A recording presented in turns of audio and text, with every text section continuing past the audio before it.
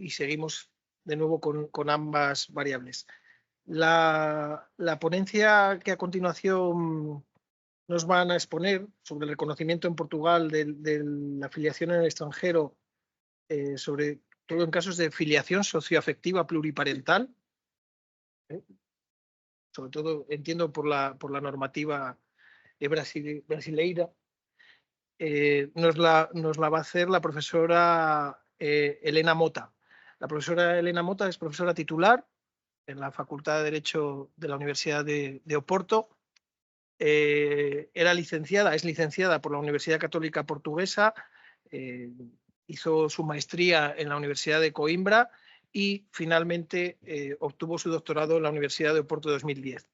Me quiero detener en el doctorado porque todos aquellos que se estén iniciando a la investigación sabrán o deberían saber que las tesis portuguesas tienen una calidad especial y un tiempo de elaboración también muy especial, ¿no? Si para todos es un proyecto académico, en Portugal la tesis es un proyecto de vida, pero les da y todo investigador y todo doctorando lo sabe, una tesis portuguesa suele ser sello de calidad y de muchísimo trabajo e investigación de derecho comparado, y más en este caso donde proviene de la escuela de un muy admirado maestro de todos, el profesor Moura Ramos. Actualmente, como les digo, Elena es profesora titular en la Universidad de Oporto, tiene numerosísimas publicaciones, participa en muchísimas asociaciones y centros de investigación o de alta investigación en el ámbito europeo, en el ámbito portugués, en el ámbito español, de ámbito nacional español, y por supuesto en su proyección con Brasil.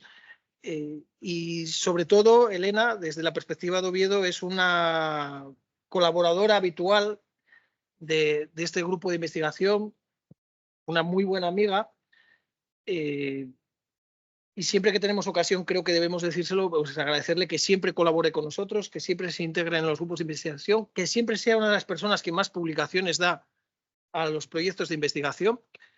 Y ella sabe el afecto que le tenemos y el cariño que le profesamos. Si bien es verdad que yo pensé que era mutuo, hasta que he descubierto que su vínculo con Oviedo está más relacionado con los moscovitas desde su tierna infancia que con el grupo de investigación. Elena, tienes la palabra, sabes que estás en tu casa. Sí. Muchísimas gracias. ¿Me oí bien, Ángel? Y yo iba a decir que me sentía en casa, entonces las palabras son tuyas y el sentimiento es mío. Me gusta Oviedo, vosotros son amigos y además que mi admiración también porque esta es la gran escuela de internacional privado, también del punto de vista mundial, voy a decir, y entonces es muy bueno estar aquí desde el punto de vista profesional, personal y mi agradecimiento especialmente en este caso, me permites, a las organizadoras, al Comité Científico, a Pilar y a Isabel. Y voy a intentar, intentar hablar en castellano como intento siempre y intentar hablar despacio porque, claro, la pronuncia no es la mejor y muchas veces hay errores, me perdonan, pero hago este esfuerzo. Voy a empezar por la justificación del tema, que es esta especie de establecimiento de filiación socioafectiva pluriparental brasileña. ¿Por qué nos presento este tema? Porque en los últimos años Brasil, que era un país de destino de la inmigración portuguesa en los finales del siglo XIX, principio del XX, ha cambiado y ha sido, Portugal ahora recibe muchos brasileños. Tenemos en este momento cerca de 500.000 brasileños residentes en Portugal. Nosotros somos a 10 millones de tíos, somos poquitos, entonces, y este número va a incrementar. Y claro, a veces el destino final puede no ser Portugal, pero la mayoría están residentes, trabajan en Portugal. Y yo creo que en pocos años será más o menos 10% de la población portuguesa, los brasileños, con sus familias. Y mira, somos 10 millones de portugueses, pero 5 millones de población activa. Entonces, el peso es más relevante. Y esta forma de establecimiento de filiación ha tenido problemas de reconocimiento en Portugal. Y es un tema que nos puede hacer más preguntas sobre el tema general de reconocimiento de filiación extranjera. Yo me acuerdo que el profesor Ferrer Correa ha sido uno de los más ilustres internacional privatistas, que era maestro de mi maestro, una persona más o menos de la generación, pienso que González Campos, tal vez un poco mayor que él, y que ya decía que con base en la idea de derechos adquiridos, que es una formulación anterior, probablemente o más amplia, del reconocimiento, que a una persona en su estatuto personal no se le puede quitar ese estatuto cuando pasa la frontera como si fuera un contrabando, un bien de contrabando. Esa es una idea muy sugestiva.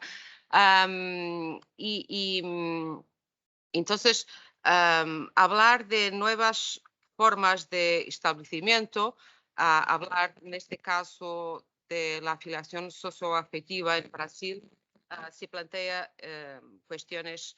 Yo voy a hablar un poco del concepto, lo que es la afiliación socioafectiva, sus efectos,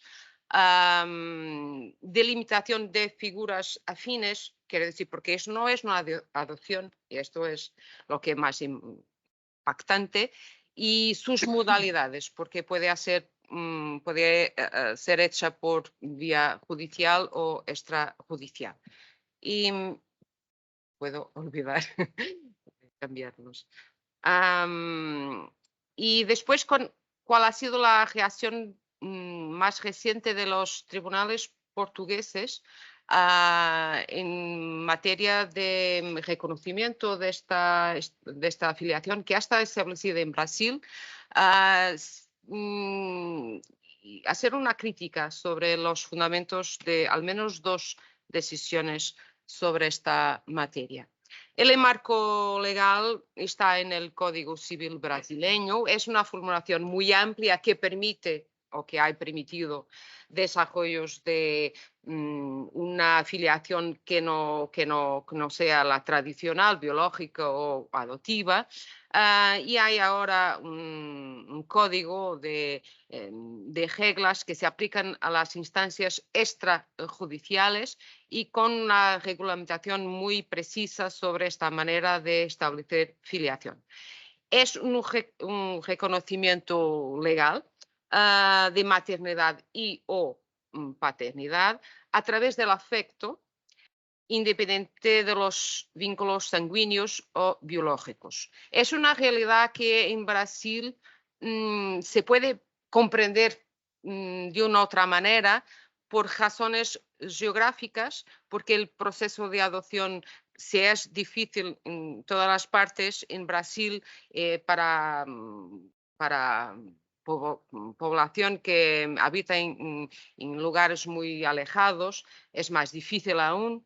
Además que el afecto es una cosa muy brasileña. Los brasileños son, yo digo que Portugal está quedando un poco transformando con Brasil tan presente porque es una cosa que se ve.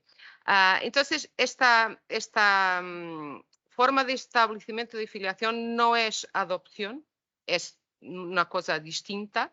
Van a implicar una modificación del registro civil de nacimiento, que vaya a incluir los nombres de la madre o padre y abuelos socioafectivos junto a la filiación biológica. Quiere decir que vamos a tener dos filiaciones. Tal vez la única cosa parecida que teníamos en Portugal era la adopción restrita. Antes teníamos dos formas de adopción, la plena y la restrita. Ahora solamente una. Pero la restrita presuponía, había la posibilidad de tener padres adoptivos y padres biológicos a vez. Pero ahora no. Es irrevocable y determina la asunción de todas las responsabilidades parentales y derechos sucesorios en los mismos términos que la filiación biológica y es posible post-mortem. Las modalidades, como dice, puede ser por decisión judicial, un proceso judicial o por registro civil. El recurso a los tribunales es obligatorio en dos casos para niños menores de 12 años y cuando no sea posible obtener el consentimiento de los padres biológicos. Fuera de estas situaciones puede recogerse al registro civil. Los requisitos son: el progenitor tiene que ser mayor de 18 años. La diferencia de edad, como en la adopción, tiene que ser superior a 16 años. No puede establecerse en relación a los ascendientes o hermanos del niño. El niño debe tener, en este caso extrajudicial, más de 12 años. Si fuera judicial puede tener menos. Debe existir un consentimiento del menor que sea mayor de 12 años, en ambos los casos, un consentimiento personal presencial de los padres biológicos de un hijo menor de edad. Además de estos requisitos, vamos a decir, objetivos, hay una evaluación por el órgano del registro, además que también, claro, por mayoría de razón por el tribunal, da existencia de un vínculo afectivo. Y podemos llamarle de pose de Estado, pero al menos en Portugal, para nosotros la pose de Estado no es solamente una situación de un comportamiento similar a los padres o las madres, pero también la convicción de que sea padre o madre biológico. Y aquí, claro, no hay esa convicción, a margen de esa convicción. Pero el elemento, podemos decir, no el ánimos, pero el corpus objetivo es lo mismo. Quiero decir que el vínculo afectivo debe probarse y la ley dice es aconsejable que sea por testigos, con fotos o vídeos de la vida cotidiana en común de estas personas, una declaración oficial de residencia común, una eventual conyugalidad con el ascendiente biológico, pero no es necesario que haya aquí un ascendiente biológico, una inscripción del hijo en el plan de salud o seguridad social como dependiente, documentos escolares de asunción de determinadas responsabilidades. Quiero decir, todos los hechos que pueden firmar la convicción de la autoridad que hay una relación afectiva y un dictamen favorable del, para nosotros es Ministerio Público, Ministerio Fiscal. Y con esta situación, al menos en dos casos hubo presentación de un pedido de reconocimiento de este acto, que no es una sentencia, ha sido un registro, pero los tribunales portugueses han en general admitido que sentencia y registro en términos de acto público tiene lo mismo valor para reconocimiento. confirmación y reconocimiento. La competencia es del Tribunal de Relación de Lisboa, en este caso es el Tribunal de Apelación. Vuestra audiencia provincial para nosotros es relación. En dos casos, 2021 y 22, y fue rechazada. Y fue rechazada por invocando la orden público del Estado, orden público internacional del Estado portugués. Yo voy a decir un poco, está en portugués, no sé si todos lo entienden, es muy parecido, pero dice que la verdad biológica, aunque no sea un principio absoluto, es estructurante en todo el sistema legal portugués de filiación y que la preocupación de la jurisprudencia ha sido el superior interés del hijo y que su filiación en regla, su interés está asegurado si su filiación sea conforme con la verdad biológica. Es un interés de orden público, catalizador de la organización jurídico-social, tal. El derecho portugués no reconoce la filiación socioafectiva ni la multiparentalidad que van a plantear, poner en crisis el principio de verdad biológica y, como tal, hay una contradicción con el derecho a identidad personal sobre la vertiente de conocimiento de genética propia. Bueno, podemos resumir aquí en tres argumentos esenciales. Todos que tienen que ver con la violación de orden público, contradecir el principio de verdad biológica, contradecir el derecho de identidad y conocimiento de los orígenes y admitir multiparentalidad, o sea, registro de filiación biológica y socioafectiva, dos padres, dos madres. Podemos pensar en Pancharevo que discutimos aquí, pero no es lo mismo porque son filiaciones concurrentes. No es dos madres en relación a un hijo y no hay padre. No, es paternidad y maternidad biológica y ahora una otra paternidad y maternidad socioafectiva. Entonces, no es totalmente lo mismo. Yo pregunto, en primer lugar, ¿es el principio de verdad biológica la única base para establecer la filiación en Portugal en la actualidad? Porque este ha sido el argumento principal. Bueno, nos tenemos muchas excepciones al principio de la verdad biológica, que ha sido, como se dice, una conquista de abril. La verdad biológica ha sido una conquista de abril, en el sentido que se puede investigar paternidad, por ejemplo, que no era posible si fuera fuera del matrimonio y tal. Pero ya estamos más allá de la verdad biológica. Hay muchas excepciones, pero todas ellas podremos decir que van a tener como filosofía subyacente el principio de verdad biológica, porque mismo la presunción pateris est tiene como base que es probable que sea biológica.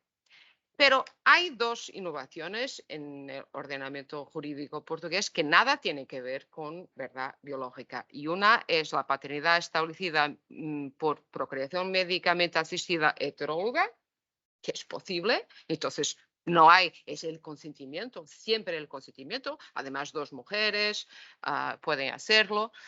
Dos hombres no, porque la gestación de sustitución en Portugal es solo para las mujeres que no pueden tener hijos, entonces dos hombres están limitados, pero dos mujeres sí, con inseminación heteróloga y la maternidad establecida mediante gestación subrogada, claro que también contradice por naturaleza el principio de verdad biológica, porque la gestante, que era el criterio biológico, no vaya a ser la madre es la beneficiaria y que dio su consentimiento. Entonces, aquí no es una cuestión de afecto como fundamento, pero es una cuestión de voluntad.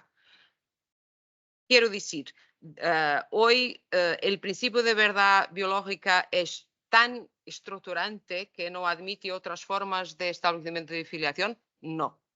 Entonces, por la base, me parece que este argumento no es lo mejor. Y también se dice que con esta afiliación socioafectiva se pone en peligro el derecho a la identidad y al conocimiento de los orígenes. Yo pienso que aquí es un equívoco, porque estas filiaciones socioafectivas brasileñas darán lugar a multiparentalidad registral, sí, pero se permite la investigación de la afiliación biológica incluso después del establecimiento de la afiliación socioafectiva. Quiero decir, puede no se saber cuál es la afiliación biológica, se establece la socioafectiva y después se puede investigar la biológica y también registrarse. Entonces, decir que el niño no vaya a saber quién son sus padres biológicos no es verdad. Aquí una confusión cualquiera.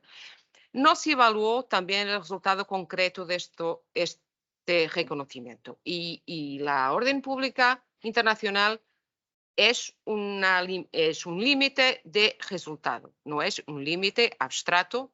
Bueno, en el reglamento Roma 3 parece que sí, es un límite abstracto, pero para nosotros, y aquí lo que está en causa es derecho de conflictos interno, es un límite de resultado. Tiene que evaluarse si en aquel caso hay o no hay violación del orden público. No es decir, todos los casos de filiación socioafectiva no hay una violación, no.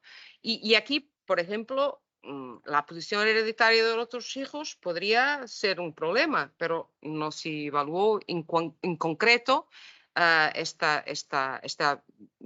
También no se consideró la aplicación de una orden pública atenuada. Claro que en materia de filiación la orden pública atenuada es complicada porque no se trata solo de un efecto lateral económico, lo que se trata es decir que es un hijo y que el estado civil vaya a cambiar. Pero lo que me parece es que aquí, en este caso, el tribunal miró esta cuestión con reserva porque le pareció que había probablemente una fraude o que podría haber una fraude. Hay el temor que esto sea una adopción al margen de la ley con tráfico de niños, claro. Porque la gente dice, yo me gusta mucho y tal, y tiene un afecto muy grande por este niño y ahora sos su padre o sos su madre y no sabemos lo que está por detrás. Yo pienso que el tribunal reaccionó con miedo o miedo que fuera un expediente para obtener la nacionalidad portuguesa también. Pero aquí no hubo el cuidado de verificar las condicionantes, los requisitos que ha demostrado. Además que no es una mera declaración de las partes. Yo quiero ser hijo, yo quiero ser padre de este niño. No, tiene que demostrar que hay esta relación con elementos de prueba y que el registro puede controlar. Y hay probablemente un error que es un falso amigo entre portugués de Brasil y portugués de Portugal. Porque en esta sentencia, en las dos sentencias, se dice que hay aquí una mera declaración hecha en el cartorio. Cartorio, para portugués de Portugal, es la oficina del notario, es la notaría. En Brasil es el oficio de registro civil. Es la misma palabra. Y yo no sé, me digo, no sé, probablemente esto debe ser una tontería, pero yo no sé, porque he visto mucha gente decir, porque es el cartorio. No, el cartorio es oficial de registro civil en Brasil. Desgraciadamente es la misma palabra en portugués y tiene un significado totalmente distinto. Como yo digo siempre que vuestra oficina para nosotros es un taller, lo que origina toda una serie de confusiones. Entonces, no sé en verdad si ha ocurrido, pero no me parece que se pueda decir que estas cosas son necesariamente fraudulentas y que me parece que aquí un cuidado cada vez más por las autoridades brasileñas de que esto sea una cosa seria, sea una cosa que no vaya a originar problemas para la vida del niño. Claro, la multiparentalidad es probablemente la cuestión que puede ser más sensible en términos de orden público. Tenemos que aceptar que una persona tiene más do que una filiación jurídica, que es, no es una adoptiva que sustituye la biológica, es una biológica y es una otra. Y a la comparación con el pancharevo, como dicen, no es totalmente fácil. Pero hay cuestiones aquí que no, a mi parecer, del análisis, pero tengo que estudiar mejor la cuestión del punto de vista brasileño. La determinación de las responsabilidades parentales, a mí me parece el tema que no está tan claro, porque por lo menos con esta afiliación concurrente, porque hay aquí una competición de filiaciones. En Portugal, por ejemplo, es posible que las responsabilidades parentales sean ejercidas por el cónyuge o pareja de hecho del único progenitor, del único, incluso después de que hay separación. Pero no hay un otro progenitor. Entonces, no. Hay una posibilidad, pero que autores de familia dudan de la constitucionalidad de esta norma, que con independencia de los supuestos señalados en el Código Civil, es decir, peligro para salud, seguridad, educación del menor, por una simple decisión judicial, la custodia y algunas responsabilidades parentales pueden ser entregadas a un tercero. Pero hay una intervención judicial. Y aquí en esta afiliación socioafectiva, para mí no está claro cómo se van a repartir las responsabilidades parentales, cómo todo esto se vaya a compor, podemos decir, porque el interés es del niño y el niño después no puede ser el juguete entre tantos padres y tantas madres, ¿no? Y que pueden disputar las responsabilidades parentales. Tiene que estar muy claro y no sé. La obtención de la nacionalidad portuguesa es también un problema porque en la ley de nacionalidad portuguesa dice por filiación o por adopción. ¿Filiación? ¿Qué filiación? Porque en verdad que ahora puede ser más do que una filiación. Lo hecho que el legislador distingue entre adopción y filiación parece casi excluir que haya otras posibilidades. Y desde el punto de vista jurídico, esto me parece un obstáculo y estoy a ver las autoridades decir no. O es filiación o es adopción, otra cosa cualquiera no puede ser. Entonces, tiene que ser un poco más desarrollado. Lo prometo desarrollar para el texto escrito y muchas gracias por vuestra atención. No sé si ha pasado.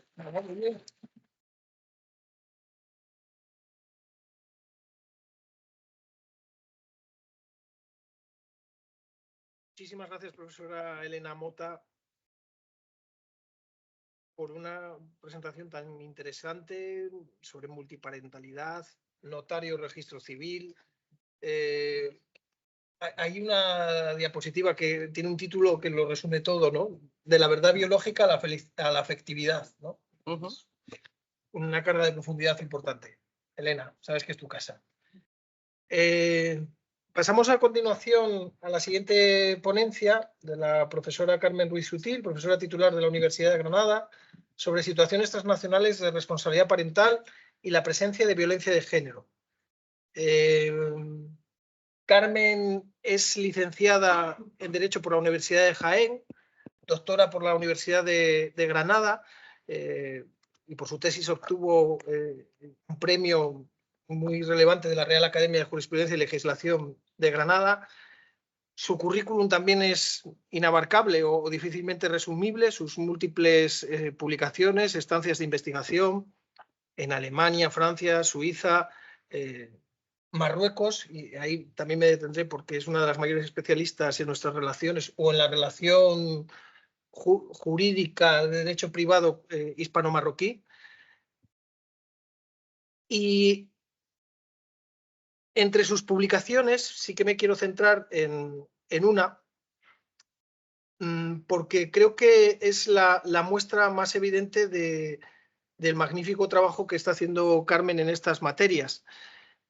Su último libro, cuyo título lo tenía por aquí, pues si me lo dejas, su último libro sobre las violencias de género en entornos transfronterizos, y que tiene un subtítulo enormemente sugerente para aquellos que nos encantaron y que estudiamos al profesor González Campos y las relaciones estructurales, interconexiones de las perspectivas de extranjería, asilo y de derecho internacional privado. Bueno, pues es un libro que es toda una referencia y que entre las muchas cuestiones que ha llevado ahora a Carmen es en ser asesora, ponente y conferenciante para muchísimos organismos públicos y privados sobre esta materia, y donde ha sido verdaderamente pionera, una palabra que creo que hay que a veces repetir. Consejo General de la Abogacía Española, Fiscalía General del Estado, muchos colegios de abogados se han interesado por estos planteamientos, el Instituto Andaluz de la Mujer, donde siempre ha tenido una gran colaboración, y nada, muchísimas cosas que decir de la profesora Ruiz Sutil. Y luego de Carmen como amiga, yo solo voy a decir que creo que empezamos juntos en esto. Mi primer acercamiento al internacional privado fue en unas jornadas de Jaén, y creo que fue de las primeras personas con las que coincidí, y que a partir de ahí creo que mayoritariamente lo hemos pasado muy bien. Muy ¿no? bien, sí, sí, sí. Afortunadamente. Muchísimas gracias, Ángel, por esas cariñosas palabras en cuanto a lo de currículum y demás, como mínimo, como el resto de los grandes que tenemos por aquí.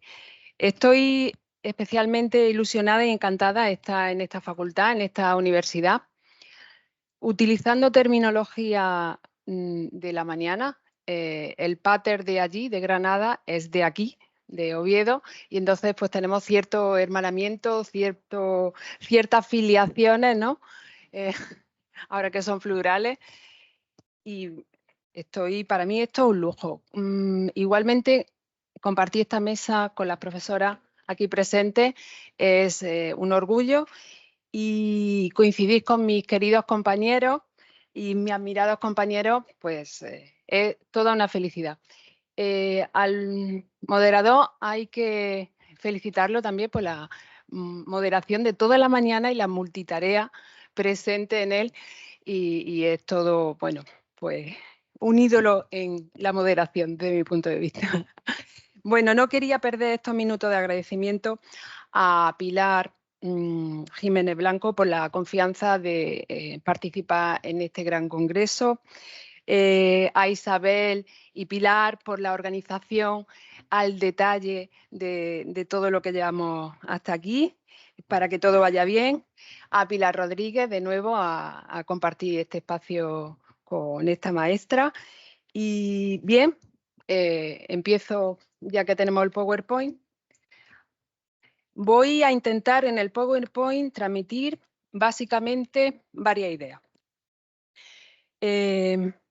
La primera, que es lo que me pidió Pilar, hablar de los contextos devastadores de los temas de responsabilidad parental cuando los niños o niñas sufren la violencia ocasionada del padre hacia la madre por el hecho de ser mujer. El interés superior del menor no es una foto fija, hay que materializarlo en este tipo de procesos. Y el impacto de la violencia de género está presente.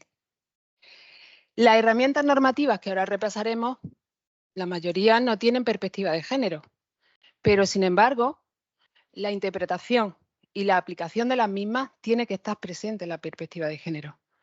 España, y ahora veremos también la Unión Europea, tiene textos internacionales que nos obligan a ello.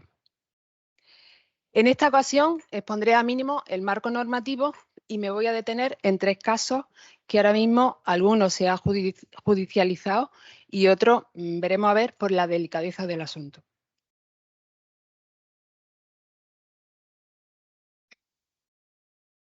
No puedo pasar, no sé qué pasa.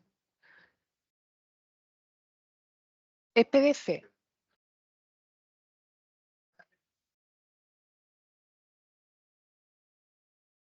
Si no me pongo aquí.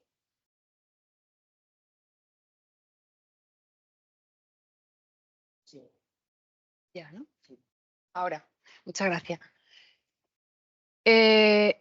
Estamos viendo todos los días, desgraciadamente esta semana tenemos una cifra devastadora aquí en España, que la violencia de género es un problema de derechos humanos que afecta de lleno a las mujeres y afecta a su hijo o hija. Es verdad que venimos teniendo distintos textos internacionales al respecto sobre los temas de igualdad, sobre los temas de erradicación de las violencias contra las mujeres, la violencia doméstica, como es el Convenio de Estambul. Precisamente ya acaba de ser, la profesora Vázquez asiente, que acaba de ser texto de la Unión Europea desde el 1 de octubre de 2023, con lo cual yo insisto a esos operadores que ha mencionado mi compañero Ángel, a los que puedo impartir formación, en que sus resoluciones, sus autos, tienen que llevar este texto. Porque cuando vaya una resolución, por ejemplo, a Bulgaria, va a reconocer que es un texto que es de obligado cumplimiento.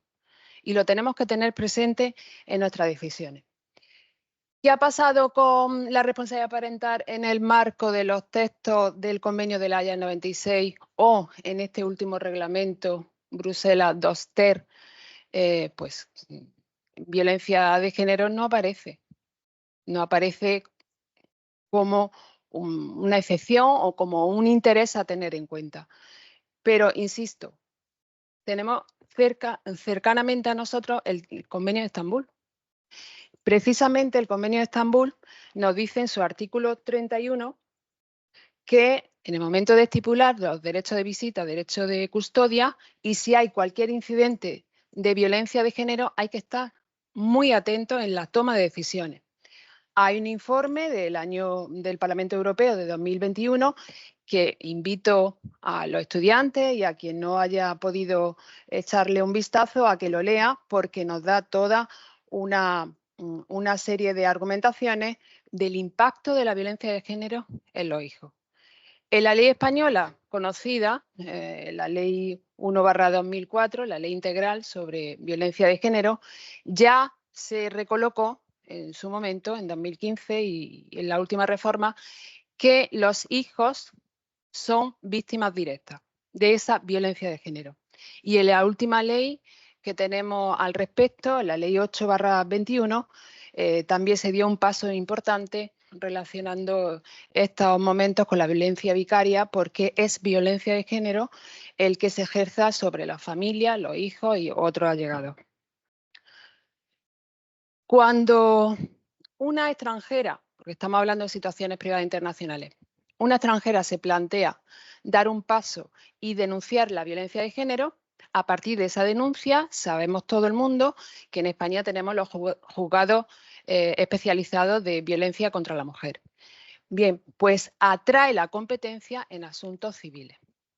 Entonces, todos los temas ante una situación privada internacional tiene que conocer ese juzgado específico sobre los asuntos civiles. También se suele preguntar qué ocurre con las españolas que están fuera de España si están sufriendo violencia de género. Entonces, es un tema delicadísimo y al que hay que atender desde el inicio, porque ellas lo primero que quieren es volver, regresar y denunciar la violencia en nuestro país. Sin embargo, esto no es posible, salvo en ese mínimo inciso que voy a exponer a continuación. Lo que sí puede hacerlo es en el espacio europeo.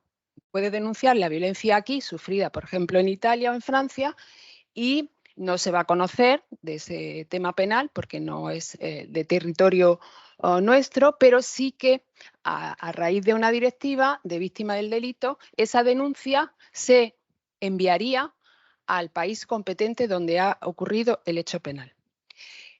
Fuera del espacio europeo, la única ocasión que puedan conocer es cuando ella tuviera la nacionalidad española. Hasta ahí bien, si estamos pensando en españolas que residen fuera de España, pero hay que sumarle que el autor del delito se encuentre en España, cosa que la mayoría de las ocasiones no va a ocurrir. Entonces, cuidado con el regreso de la española y la denuncia de la violencia de género, porque no es posible en la mayoría de las ocasiones que conozcan los jueces españoles. Una vez que ya tienen la competencia en el ámbito civil, el juez específico, el juez mixto o la jueza mixta, pues ya se tiene que plantear, si hay hijos, resolver los temas de responsabilidad parental. No me voy a detener mucho en los foros porque ahora mismo los estudiantes sé que lo están conociendo, ¿no? En estos momentos o lo han conocido en los foros de nuestro querido reglamento Bruselas II o del convenio de la Haya del 96. Solo recordar que el foro general es el de la residencia habitual del menor. Hay otros foros, como podemos ver en pantalla, y sí que me quiero detener en el artículo 12 y 13 de este texto, porque, bueno, 8 y 9 sería también del convenio de la Haya, porque podemos introducir la perspectiva de género con estos dos articulados. Me estoy refiriendo a la posible transferencia o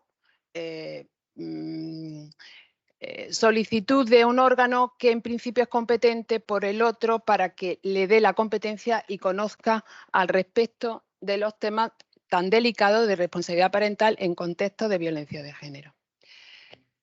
Si hacemos una lectura de perspectiva de género, como yo dije al inicio, estamos hablando de un posible juez que no es el competente inicialmente, pero que sin embargo tenga con ese menor un vínculo estrecho.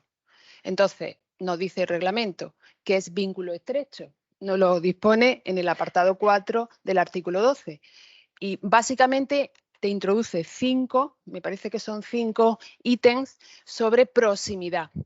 Evidentemente, si le echáis un vistazo, no hay ninguna inclusión de perspectiva de género.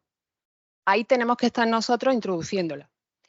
El órgano judicial que esté mejor situado para poder transferir, como ha dicho la sentencia comentada por aquí nuestra profesora Durán hace unos meses, la sentencia del 13 de julio del 22 debe de ser un valor añadido y bueno, pues tenemos que comprobar con perspectiva de género si transferir la competencia a otro órgano es un valor añadido. Es decir, si estamos en plena disposición de que, por ejemplo, donde ha sucedido el hecho delictivo último, y ahí se encuentra el menor, a pesar de que no sea el estado de la residencia habitual, pueda ser el competente mejor para ese asunto.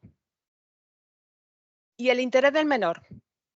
En estos casos, yo creo que aquí todo el mundo tenemos claro que el interés del menor es vivir en un entorno fuera de la violencia de género. Y ahí debemos ajustar para introducir esa valoración de ese mejor interés del menor. Yo creo que mi compañera va a hablar ahora de la directiva sobre violencia.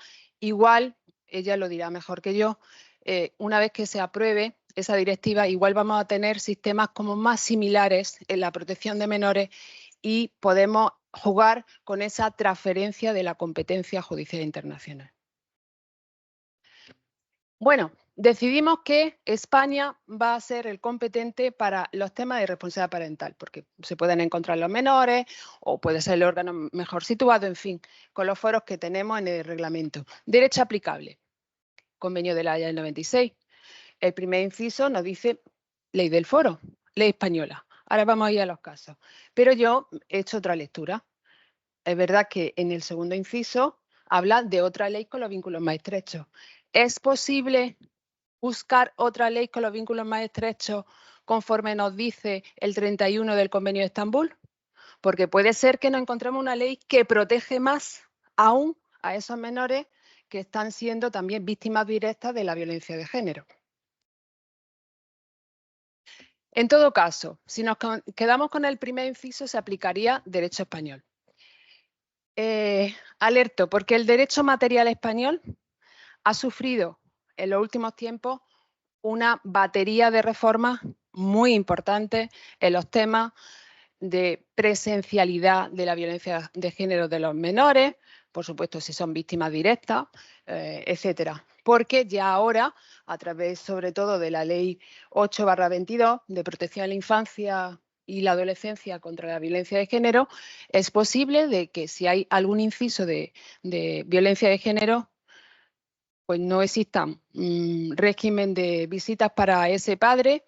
Incluso es posible, como vamos a ver aquí, la suspensión de la patria potestad, que eso ha alarmado mucho a nuestra sociedad, el tener que quitarle la patria potestad provisional a un maltratador que se está conociendo todavía del asunto penal.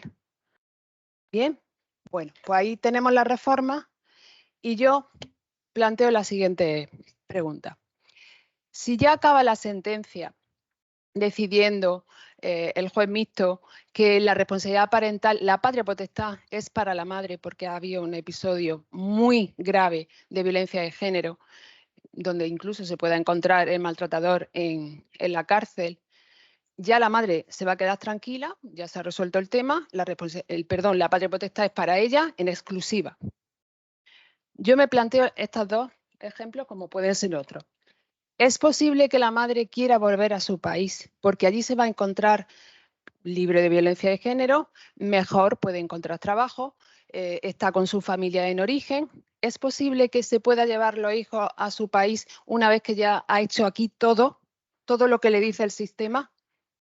No, así abiertamente no, si previamente antes no pide el consentimiento judicial al órgano que haya conocido de su caso o solicite una jurisdicción voluntaria pidiendo el permiso para poder salir del país. ¿Por qué? Porque todavía en nuestro sistema material español quedan todavía resquicios del concepto tradicional de la patria potestad. Y eso lo tienen todavía claro el legislador. No hemos dado ese paso, es decir, no la vemos todavía libre del todo para poder moverse de territorio. Entonces es muy importante que le aconsejemos que, a pesar de que tenga esa sentencia civil, no salga fuera del territorio con los niños sin una autorización judicial. Y luego el famoso orden público. Si nos planteamos que aquí hemos dado una superprotección mayor, bueno, no superprotección, la protección que hay que dar a esos niños en esos contextos de violencia y le hemos dado incluso la patria potestad a la madre, cuando ella vaya a reconocer la sentencia a un país de menos protección a esos menores, va a tener problemas. Yo en el libro me planteaba un caso hispano-marroquí, porque, claro, una señora marroquí que haya conseguido la patria potestad de los menores en estos contextos y quiera dar un paso de reconocer su sentencia en Marruecos, se va a encontrar con un artículo 236, creo que es, de la Mudawana, donde dice que la patria potestad en la mayoría de las ocasiones es para el papá. Entonces, eso va a levantar la barrera del orden público. Es cierto también, y lo pongo en pie de página, que Marruecos un poquito va más avanzando y hay varias sentencias donde las marroquíes han pedido a sus juzgados el que se queden ellas con la patria potestad por determinados supuestos, porque el padre había desaparecido de Marruecos, porque no hacía caso y le han otorgado a ella la patria potestad. Es decir, poco a poco vamos ahí superando cuestiones, pero de primera, cuidado con el orden público porque tenemos sistemas un poquito más avanzados en protección de menores frente a otros. Y para los casos reales, sumar esfuerzos. Por supuesto, de los operadores jurídicos, con una perspectiva de género y de nosotros. Cuando nos preguntan también, estamos ahí en equipo para ir avanzando en este tipo de situaciones. El primer caso que os planteo fue recién estallada de la guerra, donde una mujer ucraniana y su hija vino a España y ahí estaban con el tema de la protección temporal y demás. Fíjense, el maltratador, que se quedó en Ucrania, evidentemente, a través del WhatsApp, le hacía amenaza hasta de muerte. Entonces, bueno, se le asesoró que tenía que poner la denuncia en España, el juzgado específico se hizo el competente y a partir de ahí se planteó los asuntos civiles, como es la crisis matrimonial, romper el matrimonio y los temas de responsabilidad parental. Pues una vez repasado nuestro querido reglamento Bruselas II-TER, nos dimos cuenta que no teníamos foro para conocer en estos casos de divorcio. ¿Qué trabajo le hubiera costado al legislador de la Unión introducir, como yo propongo, un artículo similar al uno que ya existe en el reglamento Bruselas 1 bis, que es el 7.3 en cuanto a temas de responsabilidad extracontractual, es decir, hacer conexión con los asuntos civiles y penales? No existe. Lo único que, bueno, se pudo echar mano del 22 TIE, de ese foro un poco más excepcional, y argumentar el vínculo de nuestra autoridad española y que ya no iba a volver a Ucrania a divorciarse. No podía ser. Y sin embargo, en los temas de responsabilidad parental lo tenemos un poquito mejor resuelto, porque como tenemos aquí a la menor desplazada, pues sí que había foro para conocer. Sin embargo, en los temas de crisis, ante esa violencia, nada. El segundo caso, este se ha complicado en esta última semana. Una señora española se viene para la Navidad a su casa a pasar la Navidad y un poquito más tiempo, le da, entre comillas, permiso el padre, que el padre tela, porque es un pederasta. Hay ahora mismo un proceso en Estados Unidos por explotación de menores a través de redes. Bien, pues claro, ella después no se quiere marchar, con sus niños no quiere volver. ¿Qué se le ocurrió al abogado de oficio y ahí estuvimos? Pues introducir un expediente de jurisdicción voluntaria de una medida urgente del 158 del Código Civil Español. Bien, la competencia, pues tenemos competencia para esa medida urgente ante esa presencia de menores aquí en España.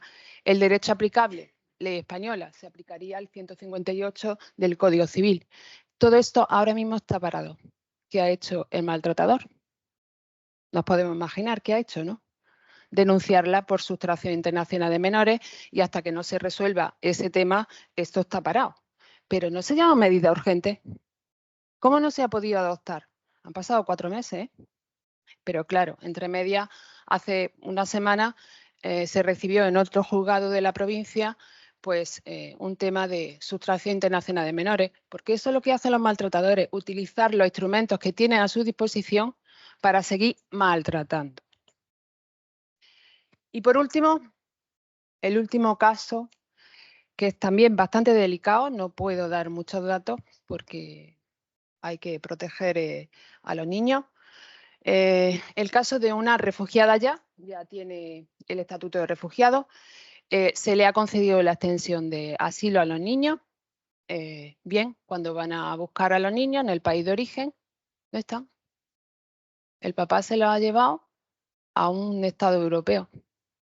Bien, porque estamos en Europa y nos une ciertos instrumentos, como es, por supuesto, el reglamento Bruselas II-TER, nos une también el reglamento de Dublín III, que va a ser reformado ya. En fin, ahora mismo el asunto es bastante delicado porque si se entera el padre igual puede desaparecer de nuevo del Estado europeo, del sistema europeo y bueno, pues se nos complicaría el caso. El planteamiento que yo le he expuesto a este equipo es: ¿vamos a adoptar las medidas urgentes o civiles en cuanto a los temas de responsabilidad parental allí en ese Estado europeo o aquí? Si la adoptamos aquí tendrán que ser reconocidas allí, pero se está valorando todos los factores porque hay un terrible miedo a que vuelva a desaparecer. En definitiva, cuando tenemos una situación privada internacional y hay una presencia devastadora de violencia de género, tenemos no solamente que poner las gafas, que nos hablaban ya hace muchos años, un caleidoscopio para mirar respuestas acordes a esas circunstancias tan gravosas. Muchísimas gracias y bueno, abrimos el debate si lo ven necesario.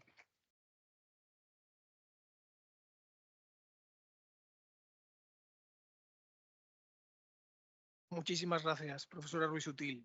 Carmen, muchísimas gracias. Han salido temas desde el reglamento 2019-1111 sin perspectiva de género, foro no conveniente, foro necesidad, ley más estrechamente vinculada en clave de elevar protección, orden público, conexión de asuntos civiles y penales, en fin, un repaso de internacional privado para nuestros estudiantes importante. Antes de abrir ese turno de debate, seguiremos con la siguiente ponencia. Creo que ahora mismo llevamos un retraso acumulado de unos 3 minutos, o sea que creo que vamos bien, pero nos quedan también las comunicaciones y me acompaña a la derecha Beatriz Vázquez Rodríguez, que nos va a hablar de el avance hacia la erradicación. Lo hice en gerundio, entiendo que el gerundio algo querrá decir, hacia la erradicación de la violencia contra las mujeres en la Unión Europea, un análisis de la propuesta de la Directiva Europea. Presentar a Beatriz en su casa pues es francamente difícil. Es profesora acreditada titular, ahora mismo profesora contratada, doctora del área de Derecho Internacional Público y Relaciones Internacionales, licenciada en Derecho por esta casa, máster en Derecho de la Unión Europea por la Carlos III, doctora internacional cum laude por esta universidad bajo la dirección de nuestra querida Paz Andrés Sáenz de Santa María. Resumir estos currículas es sumamente difícil, ¿no? Estancias de investigación en la Sapiencia, en la Universidad de Buenos Aires, en el Ministerio de Relaciones Exteriores de Argentina, también en ministerios de Chile, colaboraciones con la Universidad Autónoma de Madrid y así podríamos seguir muchísimo tiempo, ¿no? Con unas líneas de investigación muy centradas en derechos humanos, derecho internacional y humanitario, el sistema jurisdiccional de la Unión Europea, casi nada, y desde luego entiendo que también en la protección de las mujeres, ¿no? Que no está en el currículum, pero es una de sus líneas que todos conocemos y seguimos y leemos. De la profesora Rodríguez Vázquez no voy a decir mucho más. De Beatriz, a mí ya solo me queda decir que, entre otras muchas cosas, es vicedecana de estudiantes, ¿no? Y ahí hay un vínculo que nos unió y ya no nos une, desgraciadamente, que coincidimos en el decanato nada más y nada menos que a partir de marzo de 2020, ¿no? Con lo cual nos tocó una llegada muy interesante en la que ese equipo de Canal descubrió pues, una calidad humana y mucho talento para afrontar una situación tan sumamente complicada. Beatriz, en tu casa no se te presenta, solamente se hace el protocolo. Muchísimas gracias por acompañarnos. Ay, perdón. Muchas gracias, Ángel. Bueno, tampoco me voy a extender en los agradecimientos, estoy en casa, pero sí quería hacer pues una breve referencia, un agradecimiento a las profesoras Pilar Jiménez, Isabel Rodríguez Uría por también permitirme participar en esta jornada.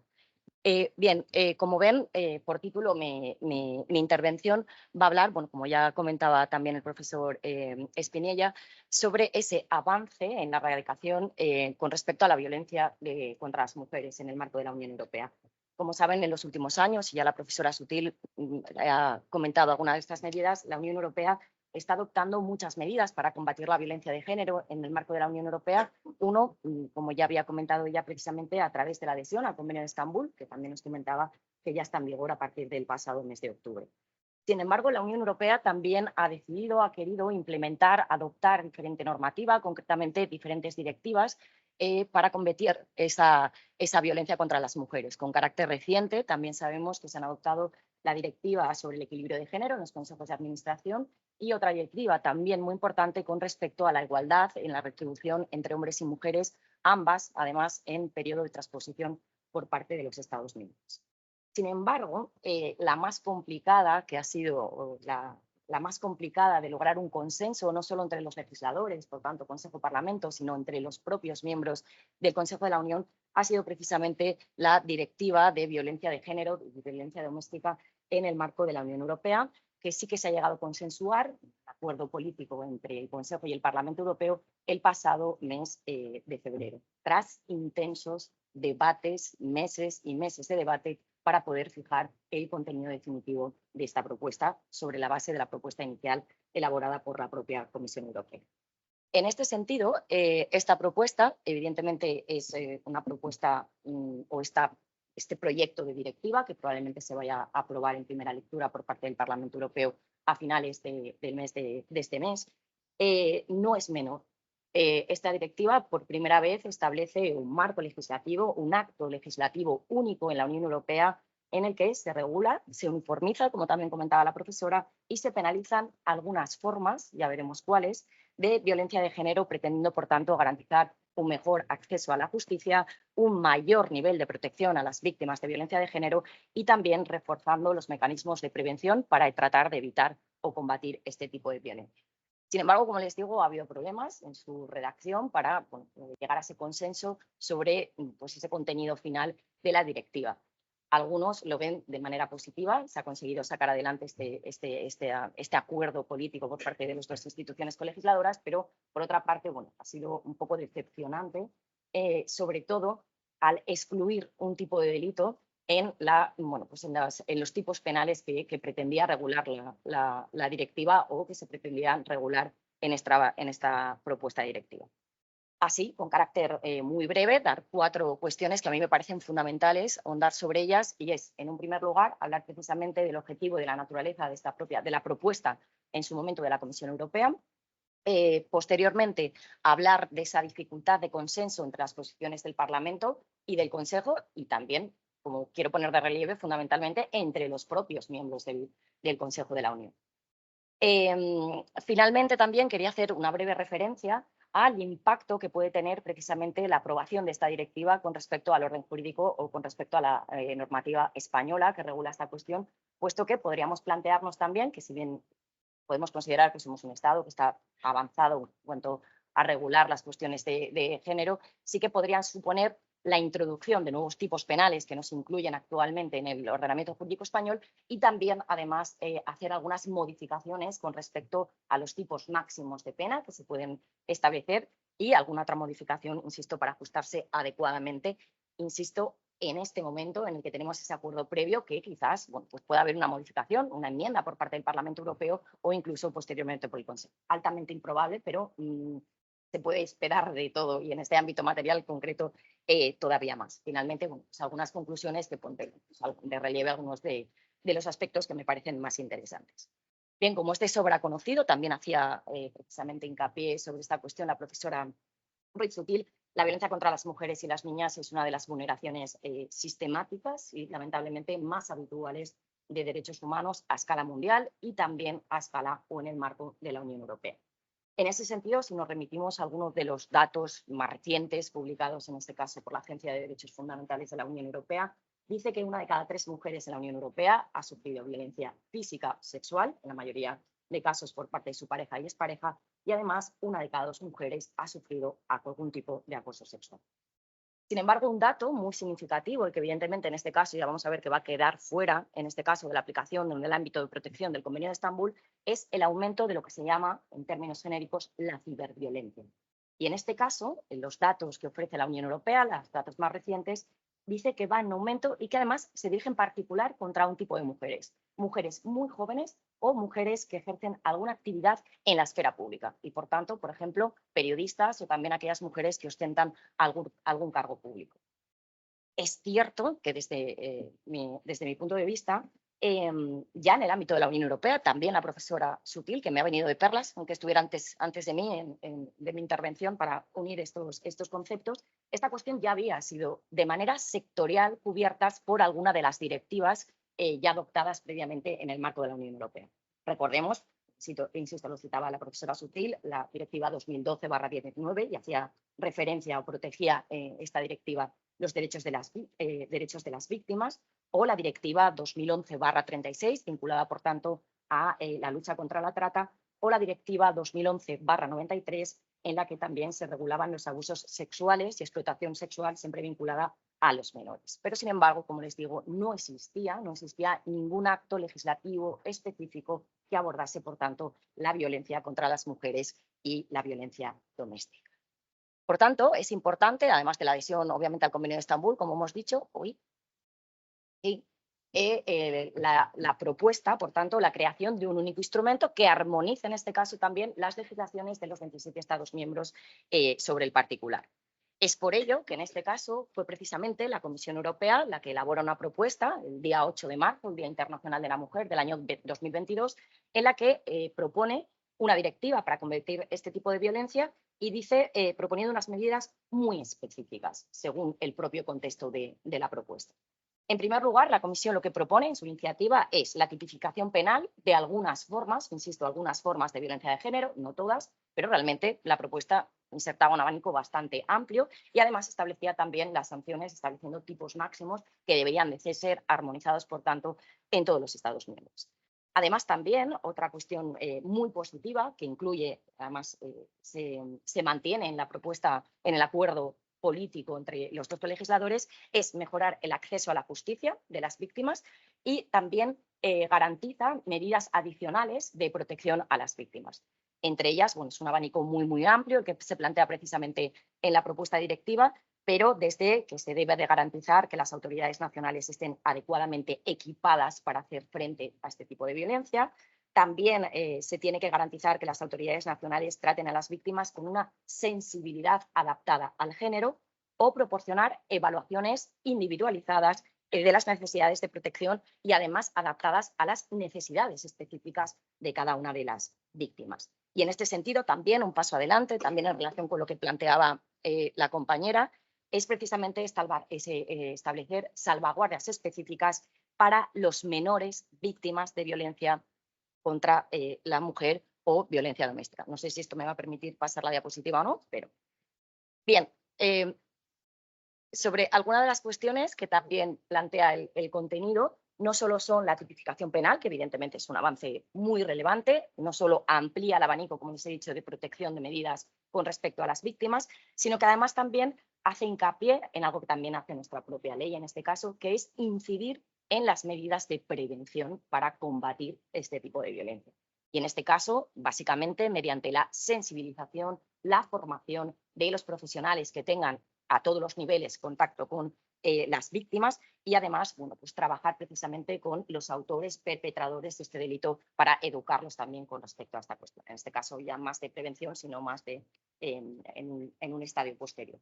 Y finalmente, también la propuesta de la Comisión, que también es una de las cuestiones que efectivamente sí se siguen manteniendo, es el reforzamiento entre la cooperación y la coordinación a escala nacional y a escala de la Unión Europea y, por tanto, garantizando ese enfoque multiinstitucional tan importante y mejorando, sobre todo, la recogida de datos tan importante en este ámbito material concreto. Bien, según la propia Comisión, si además nos ceñimos de nuevo a la contextualización de la propia propuesta e iniciativa de la Comisión, contribuye al establecimiento de un espacio de libertad, seguridad y justicia y, por tanto, al tipificarse estas formas de violencia que van a afectar de manera desproporcionada a las mujeres, se opta por las bases jurídicas del artículo 82.2 y 83.1 del Tratado de Funcionamiento de la Unión. Y aquí es donde se va a plantear uno de los problemas precisamente o una de las diferentes puntos de opinión entre los legisladores y entre los propios estados en algún caso, como les decía, del cuerpo.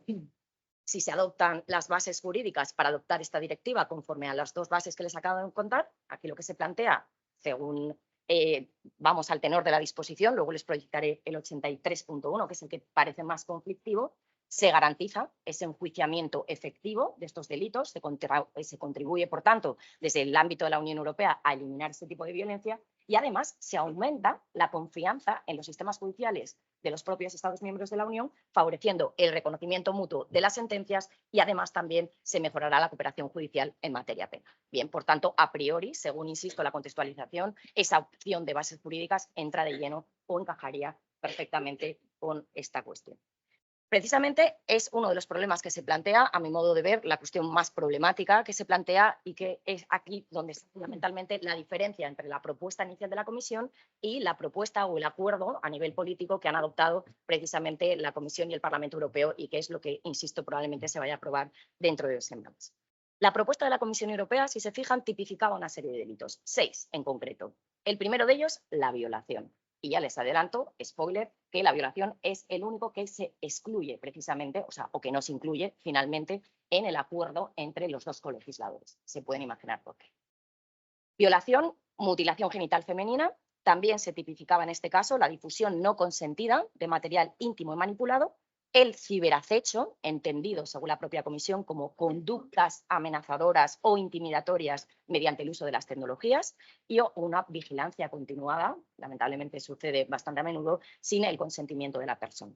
El ciberacoso, entendido en este caso como un ataque junto a terceros, por tanto con una colaboración necesaria, dirigida contra otra persona, divulgando en este caso material amenazante y ofensivo. Y finalmente también se tipificaba y por tanto también se establecían una serie de sanciones a los delitos considerados de incitación a la violencia por medios cibernéticos. Por tanto, en este caso, 6 delitos, 6 tipos penales que armonizaba en este caso esta cuestión concreta y con respecto al delito de violación se consideraba la violación como un tipo penal basada en la falta de consentimiento. Y ahí podrán entender que no hay consenso entre los propios Estados miembros de la Unión Europea para determinar qué es violación y no, si tienen una ley más de sí es sí o si a lo mejor se basa más, como vamos a ver en los casos de Francia y Alemania, en un elemento de fuerza que puede integrarse con respecto a poder considerarlo como tal. Por tanto, era un aspecto positivo, fundamental, algunos creen que sí, y por tanto se ha perdido esa oportunidad de que se armonizaran las legislaciones atendiendo a la violación con, en este caso, con la falta de consentimiento en los 27 Estados miembros. Y de ahí que sea la mayor causa, en este caso, de discusión o de falta de entendimiento entre los propios miembros del Consejo y además también entre el Consejo, el propio Parlamento e incluso la propia Comisión Europea, que había propuesto la inclusión, por tanto, de la violación en este caso. Bien, en este caso, como les digo, esta es, si se fijan, al final el acuerdo político llevado a cabo el mes pasado y el que precisamente vaya a ser aprobado, según creo, en la que se excluye la violación y a la contra, bueno, pues se incluye otro de los delitos, en este caso matrimonio forzado, que sí que era tipificado y había, bueno, pues era más pacífico, digamos, con respecto a la regulación en el derecho interno de los Estados. Bien, la propuesta de la Comisión, y en este caso la propuesta de la Comisión, en un primer momento fue examinada por parte del Consejo, por el Grupo de Trabajo sobre Cooperación Judicial en Materia Penal y tras numerosísimas reuniones, finalmente el Consejo en su formación de Justicia y Asuntos de Interior adopta un texto definitivo el 9 de junio del 2023, donde, como les comentaba, se suprime el artículo 5 y, por tanto, el delito de violación queda fuera de la propuesta, según el propio Consejo, por falta de base jurídica suficiente. Porque se entendía que el artículo 83.1, y por eso quiero volver ahora a esta disposición, no tenía o no ofrecía una base jurídica suficiente o adecuada para incluir el delito de violación como un tipo penal que se pudiera combatir a nivel de la Unión.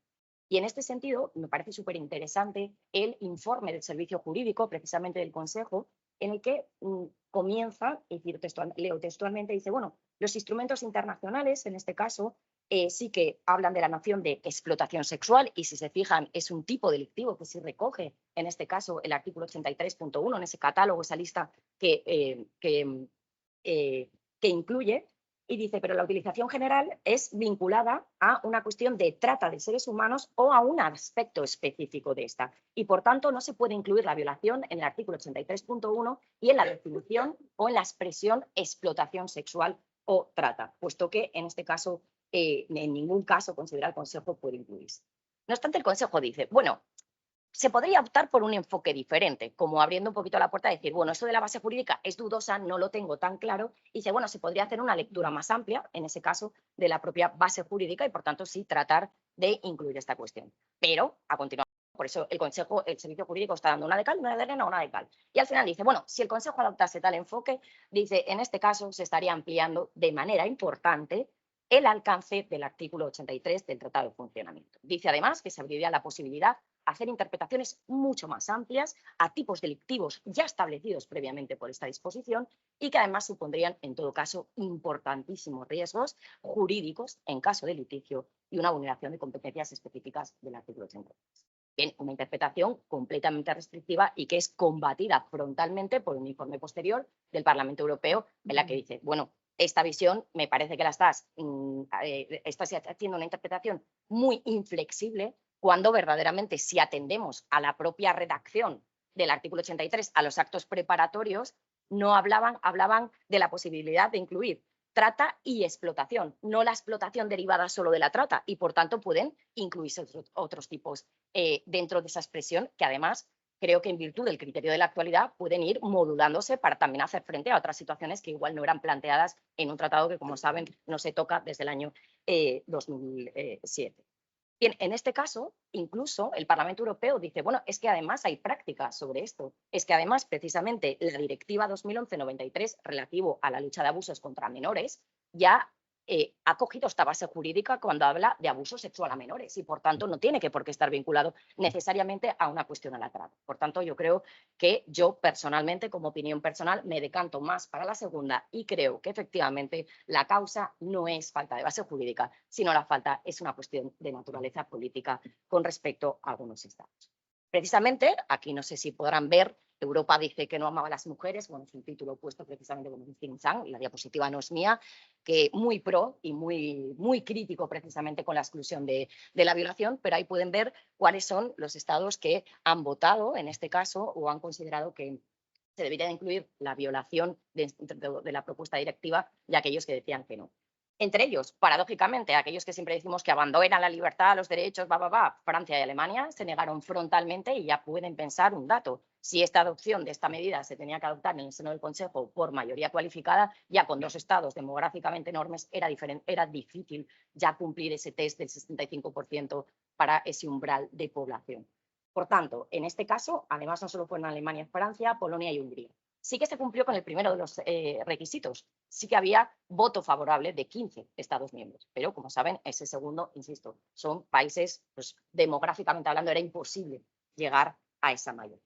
Por tanto, la violación queda fuera de momento de esta propuesta, pero se han hecho pequeñas concesiones para que, bueno, tener un poquito contentos a aquellos que estaban bastante disgustados con haber, bueno, pues tenido que reducir ese o excluir, o más que excluir, no incluir de la propuesta esa cuestión. Y finalmente, como les decía, el 6 de febrero pues llegan a un acuerdo, a un primer acuerdo sobre la violencia o sobre la propuesta directiva de violencia de género y violencia doméstica.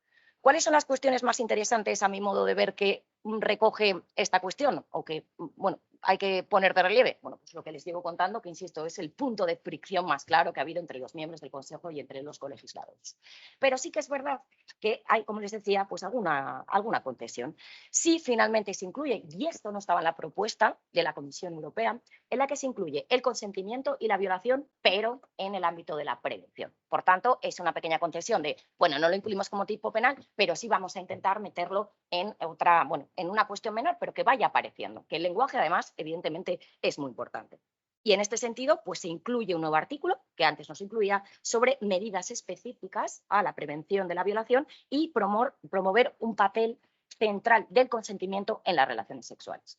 Por tanto, a partir de ese momento y con este nuevo artículo, los Estados miembros estarían o deberían realizar diferentes campañas de sensibilización, aumentando ese conocimiento, esa concienciación con respecto al sexo no consentido, considerándolo como un tipo penal. Y, por tanto, también fomentando material educativo, etcétera, etcétera, que vaya en esta línea.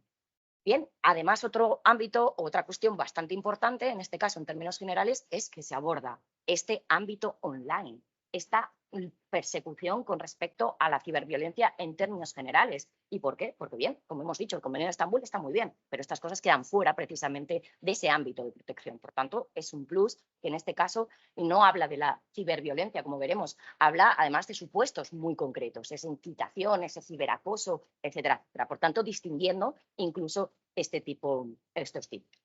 Otro punto fuerte, desde mi punto de vista, es el apoyo a las víctimas. Aquí también una pequeñita concesión. Aquí ya se establecen también medidas, digamos, de prestaciones de servicios integrales de protección, en este caso de apoyo especializado, como pueden ser las líneas telefónicas de autoayuda, incluso planteando un único teléfono de ayuda para todos los Estados miembros de la Unión, 24 horas, 7 días a la semana, y también refugios o lugares seguros, accesibles también para las víctimas, para las mujeres víctimas y sus hijos. Otro punto con respecto a esta cuestión, también me parece muy interesante que por primera vez aparece en una directiva europea la referencia a la mención a los servicios sexuales y reproductivos en este ámbito concreto. Por tanto, bueno, hay buenas noticias con respecto a esto.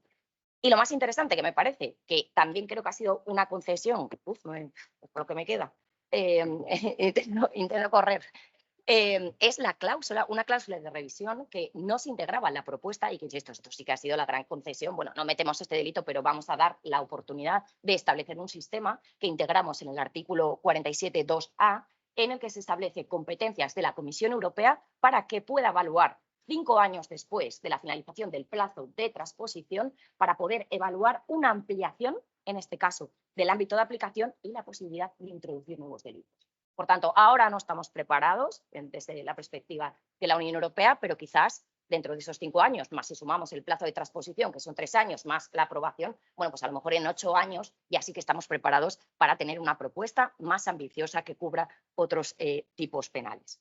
Una cuestión mínima, y ya voy diciendo las conclusiones mientras voy contando, es el impacto que puede tener en la normativa española. Bien, ya les digo que es de carácter provisional porque todavía no tenemos la directiva con el contenido per se aprobado y puede ser susceptible de alguna modificación. Pero alguna cuestión muy breve que me parece interesante.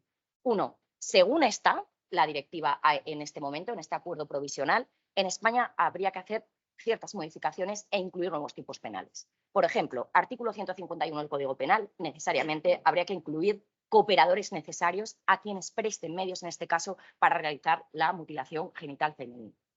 Con respecto a los artículos del 7, acuérdense, esa difusión no consentida de material íntimo, en este caso, una modificación clara de la Ley Orgánica 1/2004 sobre medidas de protección y del capítulo 1, título 10 del Código Penal, para establecer la legitimación activa de instituciones y organizaciones en apoyo a la víctima y también la acción de oficio, que ahora no se contempla.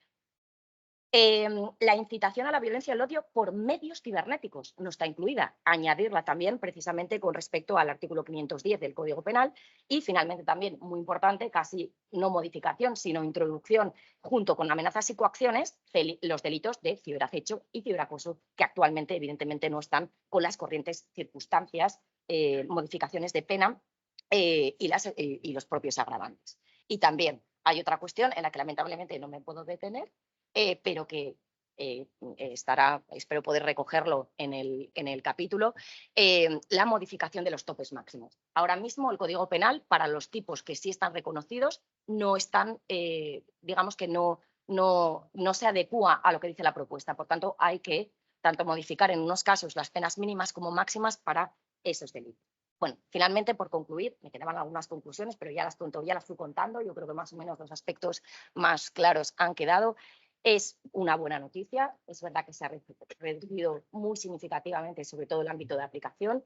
En todo caso, por primera vez tenemos una directiva armonizada que se va a aplicar en diferentes en los Estados miembros de la Unión para combatir, por fin, estas cuestiones. Por lo tanto, yo creo que, como suele decir el refrán, paso a paso se va lejos y corriendo a mal lugar. Por tanto, yo creo que menos ambiciosa, pero que puede servir a priori para cubrir las necesidades, digamos, más próximas con respecto a esta cuestión.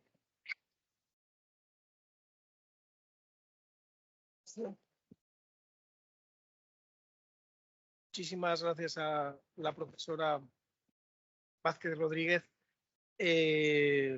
Bueno, pues sí, efectivamente avanzando. Efectivamente era muy correcto el uso del gerundio, temas interesantísimos, la cooperación en materia penal, reconocimiento mutuo, armonización de sanciones y de plazos de prescripción, falta de consenso sobre el consentimiento, casi nada, ¿cómo no ibas a ir rápido? Y vulneración de competencias mínimas de los estados. Sin más, para luego dejar un pequeño turno de debate, como habíamos prometido, llamamos a los comunicantes. La primera comunicación, la comaternidad en España y su reconocimiento en el derecho italiano, a propósito de la propuesta de reglamento europeo de filiación nos la presenta Natalia Vigano Martínez, investigadora predoctoral de la Universidad de Granada, donde fue graduada, aunque había cursado estudios en la Universidad de Trieste, y donde además en Italia había participado en prácticas de la abogacía de Estado. Luego ha hecho el máster en estudios internacionales y europeos, y ahora mismo se encuentra realizando la tesis doctoral. Natalia. ¿Se escucha? Bueno, primero que nada, agradecer la oportunidad de poder estar en este congreso. Y nada, como han mencionado, voy a hablar sobre la comaternidad en España y el reconocimiento en Italia, pero particularmente de los niños concebidos a partir de técnicas de reproducción humana asistida. Estos supuestos están regulados en España principalmente a través de la Ley 14/2006 de 26 de mayo sobre reproducción humana asistida. Esta normativa se refiere a los casos de doble maternidad respecto de aquellos hijos nacidos mediante técnicas de reproducción humana asistida heteróloga, permitiendo el establecimiento del vínculo filiatorio en favor de dos mujeres, incluida aquella mujer que no tiene relación genética con el menor. El artículo 7.3 de esta normativa establece básicamente dos requisitos. El primero, que es la existencia del vínculo matrimonial al momento de la inscripción, y el segundo es la declaración de voluntad por parte de la madre no gestante. Así pues, del tenor literal de esta ley se deduce, en principio, que la atribución de la filiación en favor de ambas madres está condicionada, o estaba en su momento condicionada a la existencia del vínculo matrimonial previo. Esta disposición fue objeto de críticas por parte de la doctrina porque cuestionaba su naturaleza discriminatoria, ya que a diferencia de lo que sucedía en el ámbito de las parejas heterosexuales, en principio se excluía a las parejas convivientes o de hecho. Ahora bien, a partir de la sanción de la Ley 4/2023 para la igualdad real y efectiva de las personas trans y los derechos de las personas LGTBI, esta situación ha cambiado. Se ha procedido a la modificación de los artículos 108 y 120 del Código Civil, estableciendo la posibilidad de la determinación de la filiación no matrimonial en favor de la madre no gestante, bastando solo su declaración conforme. Por lo tanto, se eliminaría el requisito en principio del artículo 7.3 de la ley, aunque la ley no ha sido modificada. De igual modo, se han introducido reformas en la ley del registro civil, particularmente en el artículo 44, el cual ahora prevé en su apartado sexto la posibilidad de reconocimiento con posterioridad a la inscripción. Sin embargo, en este caso va a ser necesario el consentimiento expreso de la madre o, en su caso, de la persona trans gestante. Considerando estas modificaciones del Código Civil, la determinación de la filiación en favor de ambas madres no estaría sujeta al requisito de que los niños sean necesariamente concebidos a través de técnicas de reproducción asistida. Esto se debe a que de las reformas se entiende que, o se posibilita la determinación de la filiación en favor de ambas madres independientemente del método de concepción utilizado. Como podemos observar, la legislación española ha ido avanzando en términos de inclusión, sin embargo, el reconocimiento de estos derechos no sigue un patrón homogéneo a nivel internacional. Entonces, cuando introducimos un elemento transnacional puede haber complicaciones. Así pues, si por ejemplo en el caso de la Unión Europea observamos la ley italiana, encontramos algunas diferencias. En principio, por ejemplo, no se reconoce el matrimonio entre personas del mismo sexo, aunque sí se introdujo la figura de la unión civil a partir del año 2016. En este caso, en el caso particular que nos ocupa, el artículo 5 de la Ley 40 de 2004 establece que solo pueden acceder a técnicas de reproducción asistida aquellas parejas mayores de edad y de sexo diverso. Sin embargo, los tribunales italianos han reconocido que estos supuestos no pueden ser en ningún caso equiparados a los supuestos de maternidad subrogada, que están expresamente prohibidos por ley. Y por lo tanto, en virtud del derecho del niño a establecer relaciones estables y duraderas con ambas progenitoras, no habría problema en principio en reconocer la maternidad, la doble maternidad que se ha determinado en este caso en España. Ahora bien, como vemos, estas diferencias que se presentan en las distintas normativas de los Estados miembros se debe principalmente a que estamos, como ya se ha dicho, que una competencia exclusiva de los Estados. Y en ese contexto resulta muy interesante la propuesta de reglamento sobre filiación, que se refiere al reconocimiento en un Estado miembro de la determinación de la filiación que se ha producido en otro Estado miembro. En el propio reglamento se establece que el objetivo principal es aquel de proteger los derechos fundamentales de los hijos e hijas y de otros derechos, especialmente el derecho a la identidad. Con este propósito se van a establecer medidas comunes en relación a competencia judicial, ley aplicable y el reconocimiento de resoluciones judiciales y de documentos públicos, y la creación de un certificado de filiación europeo como instrumento público que sea vinculante y directamente aplicable. Finalmente, para terminar, es importante señalar, y que lo señala el propio reglamento, o la propuesta de reglamento en su considerando 21, es que abarca, este reglamento abarca el reconocimiento de la filiación con independencia del método de concepción y con independencia del modelo de familia. Por lo tanto, implicaría un paso adelante en el respeto de los derechos de todos los modelos de familias europeas. Muchas gracias.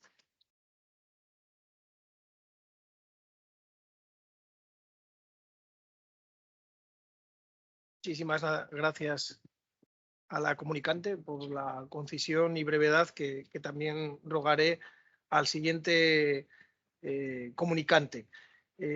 Olivier Berlet nos va a hablar de la protección de las familias LGTBI y el derecho de la Unión Europea. ¿Solo el movimiento transfronterizo o todo el movimiento transfronterizo?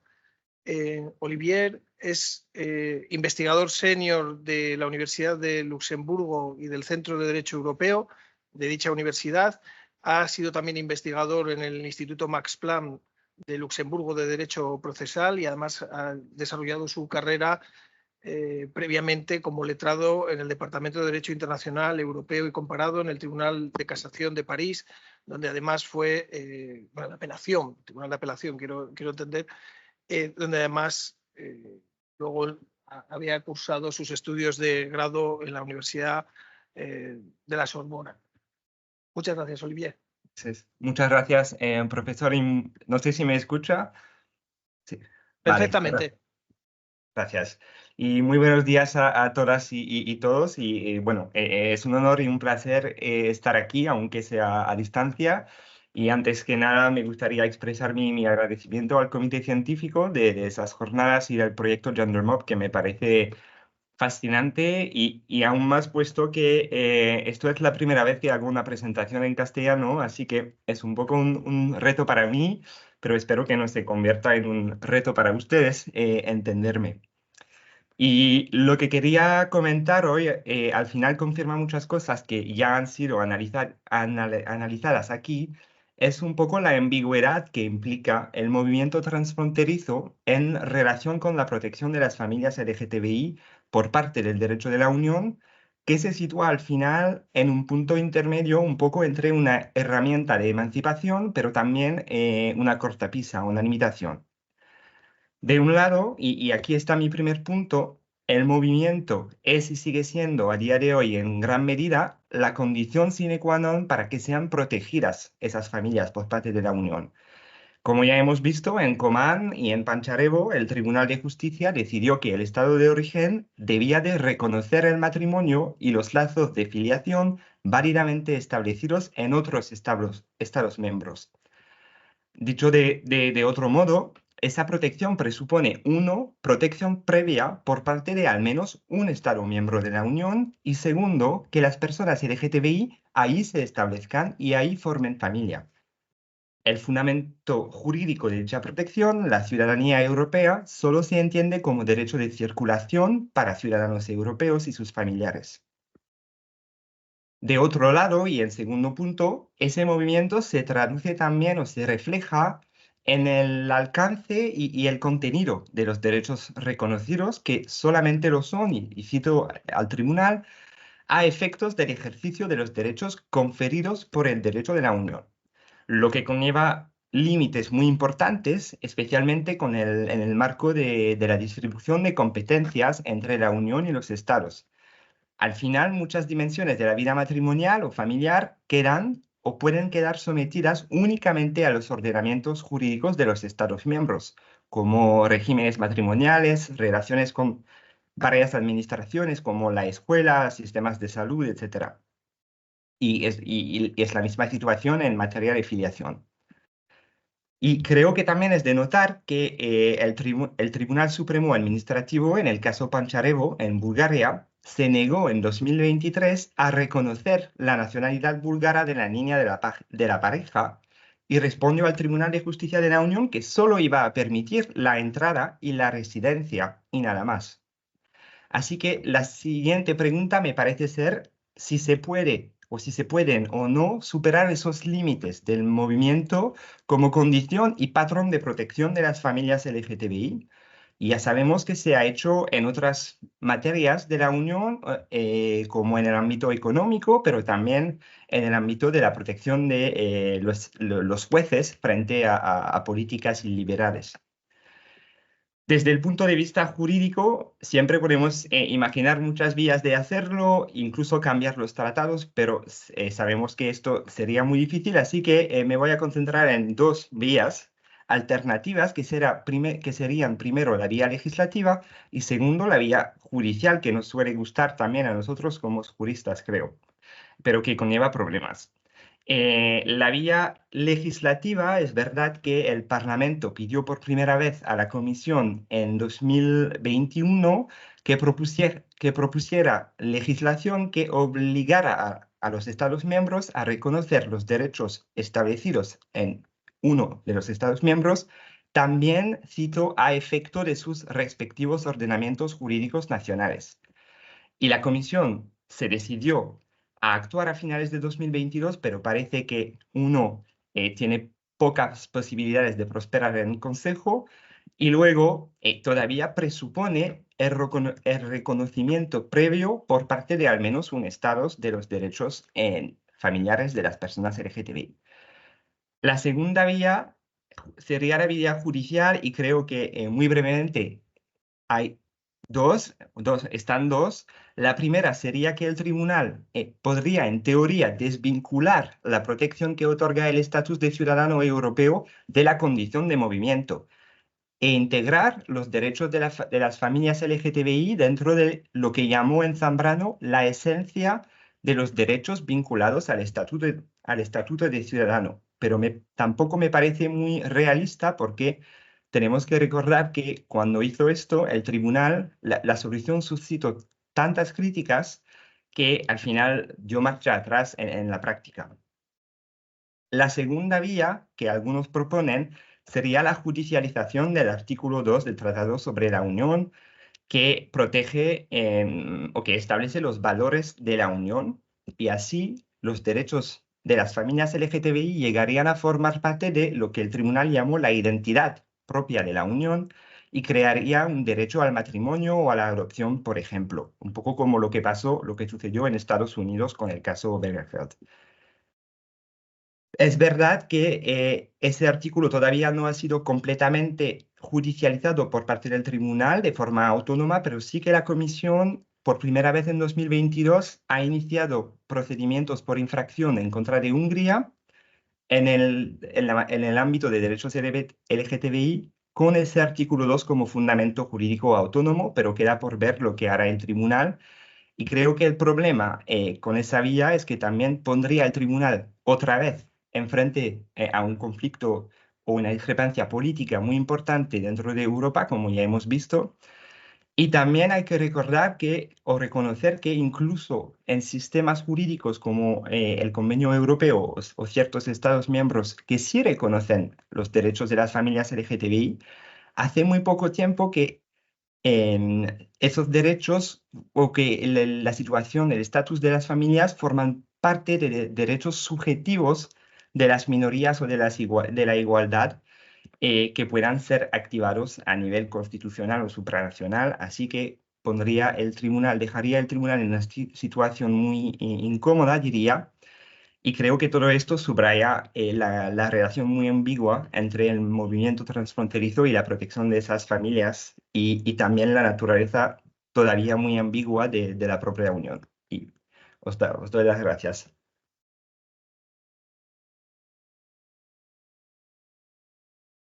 Muchísimas gracias, Olivier. La verdad que te agradecemos mucho la brevedad, la concisión, la claridad y ese magnífico castellano en la primera de esperamos muchas colaboraciones y esperamos que presenciales aquí en Oviedo, donde para la segunda edición del Congreso, que seguro que habrá, contamos contigo. Gracias. Muchísimas gracias, de verdad. Gracias. Bueno, estamos en una jornada intensa y y densa, en el mejor sentido del término. Vamos a abrir un turno de debate, aunque sé que ya empezará cierto revuelo con temas de aviones y desplazamientos. Muchísimas gracias por asistir en nombre de los organizadores. Creo que como tal no hay acto de clausura, con lo cual, ¿dudas o preguntas? Empezamos por estudiantes y sí, siempre...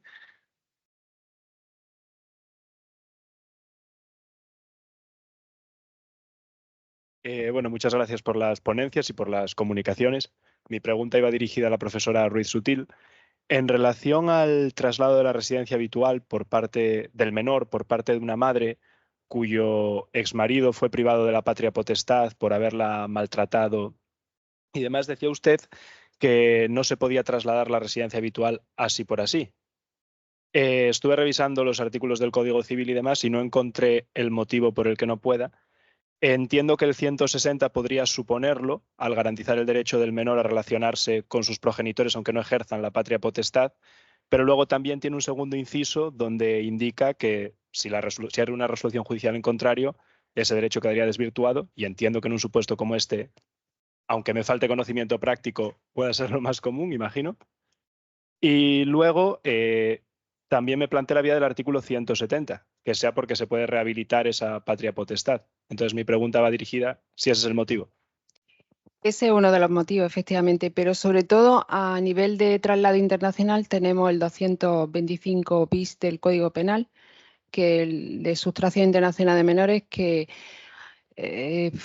ahí hay que hacer esa múltiple lectura y entonces es complicado que no se vaya a dar un supuesto de sustracción, un supuesto de delito a pesar de esa sentencia civil. Entonces hay que hacer lectura del Código Civil, pero también del penal, para entender que de momento no está claro que se puedan ir y lo mejor es pedir autorización judicial al respecto.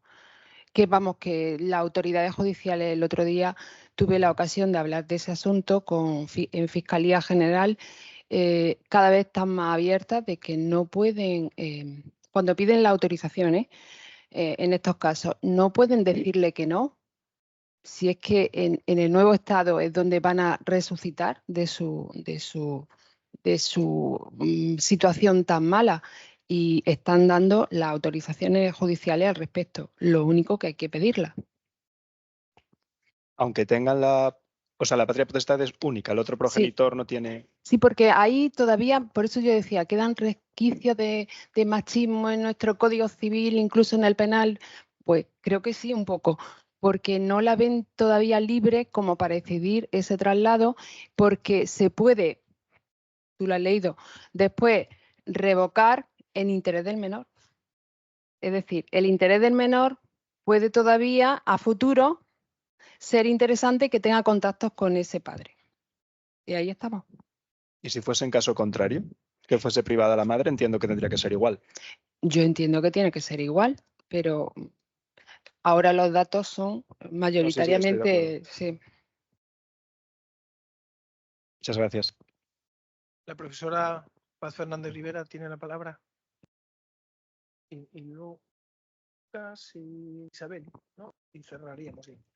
Bueno, yo lo primero quería excusarme con el resto de ponentes porque por razones académicas no pude venir a escucharlas. Felicito ahora a los tres ponentes y tenía, bueno, una reflexión, pero la reflexión es mínima. Lo que explicó Beatriz, yo me consta que en las secciones penales se empieza a tener como mucho interés en saber qué es lo que está pasando en la Unión Europea para que no les pille con el paso cambiado. Vale. Y luego a vosotras dos, yo por la experiencia que tengo profesional, quería preguntaros respecto a la responsabilidad en la multiparentalidad, ¿qué sucede cuando entonces de repente hay un divorcio y quién se queda con la custodia, cómo son los alimentos en el caso de la multiparentalidad? Y luego ya hago el completo. Una cosa que me está preocupando a mí bastante, la jurisprudencia menor, es el tema de la violencia económica, que yo me consta que es una de las formas de violencia de género y que está de manera muy silenciosa y está apareciendo con el abusador financiero que llamamos nosotros, la brecha doméstica.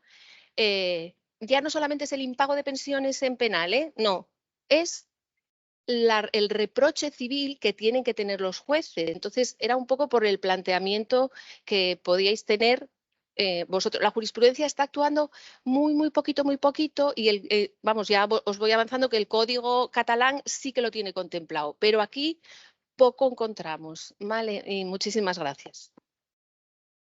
Muchas gracias. Nada, os doy la palabra con cierta brevedad porque me consta que sobre todo la profesora Elena Mota tiene... Yo he entendido como un comentario, pero en verdad que no sé, como había dicho al final, voy a explorar un poco más como en derecho brasileño van a enderezar el problema de las responsabilidades parentales. Porque nosotros en Portugal, claro que no tenemos una solución porque esto no ocurre. Entonces, tiene que venir de Brasil ya con ese problema resuelto. Pero ¿cómo lo hacen? Verdaderamente que no sé. El problema que se podría colocar es la solución que tiene, que yo admito que sea una inhibición de ejercicio de responsabilidades parentales por los biológicos y su determinación en favor de los socioafectivos, o si es resultado de una decisión judicial, como para nosotros tenía que ser, en casos de evidente imposibilidad de los biológicos, lo que parece que también ocurre, porque si hay esta relación afectiva ya tan comprobada, tan sólida, vaya a significar que probablemente las responsabilidades parentales no están a cargo de los padres biológicos y que hubo una entrega de guarda, al menos de guarda, a terceras personas que después van a ser los padres socioafectivos. Yo pienso que tiene que ser así. Si no es así, entonces podemos tener un problema de orden público, no por los ausentes de la afiliación, pero por ese motivo. Muchas gracias. Bueno, yo creo que como eran todos los comentarios, quedaría el del profesor. Nada, que estaba mirando en el móvil porque me sonaba que hace unos días el Supremo nos dijo alguna sentencia de violencia. Sí, del 21, pero me suena, ahora termino, que lo último, yo creo que en los meses, febrero, marzo, salió algo de violencia económica, estaba revisando.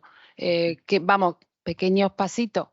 Evidentemente estoy contigo, que eso hace falta regularlo de alguna manera para que tengamos una especie de pruebas más evidentes, porque cuesta. Es una pregunta concreta que... No sé si hay alguna otra intervención. Yo creo que la profesora Isabel Rodríguez Uría había pedido la palabra, pero se ha ausentado. Y la profesora Pilar Jiménez Blanco, que entiendo que lo que querían era agradeceros la asistencia, lo haré yo por ellos, está acompañando a unos profesores que salían ahora para el aeropuerto. Hay una última pregunta ahí. Y cerramos, si os parece. Damos este par de minutos a ver si llega la profesora Isabel Rodríguez Uría y si no... Bueno, buenas tardes y agradecer a todos los ponentes y a los conferenciantes.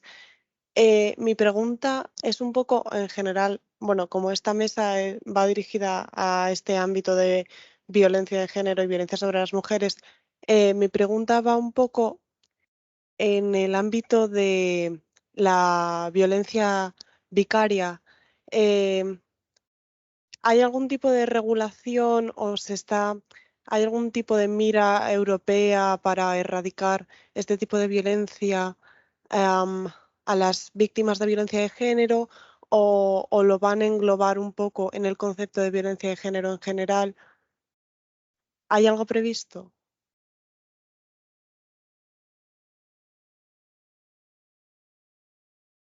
Sí, bueno, en la directiva no específicamente sí que habla de adoptar medidas para prevenir ese tipo, pero no medidas como hemos visto los tipos penales que incluyen, no incluye tampoco esta cuestión.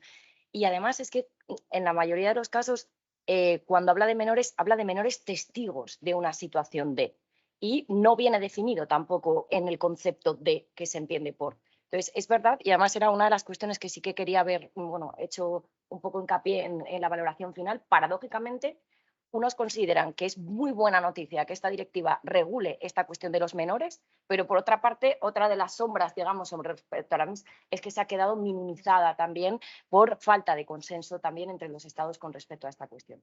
Por tanto, con respecto a esto, no es el instrumento, desde luego, idóneo, pero sí que de nuevo, pues en ese reforzamiento sí podemos encontrar en esas medidas de prevención tratar de evitar la concienciación, sensibilización, para evitar y sobre todo para proteger. Incluso habla también lo que hacía mención de esos centros, también con las especificidades de menores testigos de la situación y que también estén condicionados para ellos. Nada, yo por complementar, ya lo he dicho en la ponencia, la ley 8/21 sí que se contempla, es decir, toda un delito, ¿no? El hacer daño, aunque sea, como se suele decir, de forma indirecta, que no es correcta, presencial, testificar, es decir, convivir en un escenario de violencia de género siempre es malo y ahí hay un mal padre. Pero está en nuestro sistema, está contemplado, no llegamos porque a las pruebas me remito, desgraciadamente, y hay que combatirla antes de que llegue el delito, hay que prevenir antes de que llegue el delito. Hay un sistema normativo bárbaro, pero hay que aplicarlo. Hay que aplicarlo. Gracias. Bueno, muchísimas gracias. Cerramos la sesión y le damos la palabra a Pilar Jiménez Blanco. Bueno, pues muchísimas gracias a todos, de verdad. Muchísimas gracias nuevamente a todos los ponentes que nos han dedicado sus horas antes de llegar aquí durante este acto y las que van a dedicar posteriormente para preparar sus contribuciones escritas convenientemente. Por lo tanto, muchísimas gracias a todos ellos, también a los comunicantes que nos han abierto nuevas perspectivas desde nuevos enfoques y bueno, muy agradecidos científicamente. También muy agradecidos en lo personal. Yo creo que hemos pasado las últimas casi 48 horas de una manera muy intensa, casi en convivencia, pero resulta este tipo de jornadas, sobre todo cuando puedan hacerse presencialmente, muy gratificantes por lo que tienen también de relación personal, social y humana. Y gracias a algunos estudiantes. No todos les puedo agradecer su no asistencia. Había un número de inscritos muy considerables, como presenciales, que se han convertido en virtuales de ordenador encendido. Tampoco sabemos si han estado ahí, ¿no? Pero sí que agradecemos, ya lo dije antes, muy especialmente a los que sí habéis estado aquí, que además habéis participado activamente y habéis dado el elemento de frescura del que viene de fuera y tiene la pregunta que de repente dices, pues esto no me lo había planteado, ¿no? Y esto es un elemento, un revulsivo, sin duda, muy importante. Y bueno, y agradecer desde luego a Isabel, que hemos hecho un tándem que en este caso ha salido todo bien, a pesar de nuestras malas experiencias previas en algunas cosas, pero esto ha salido muy bien y nada, palabras.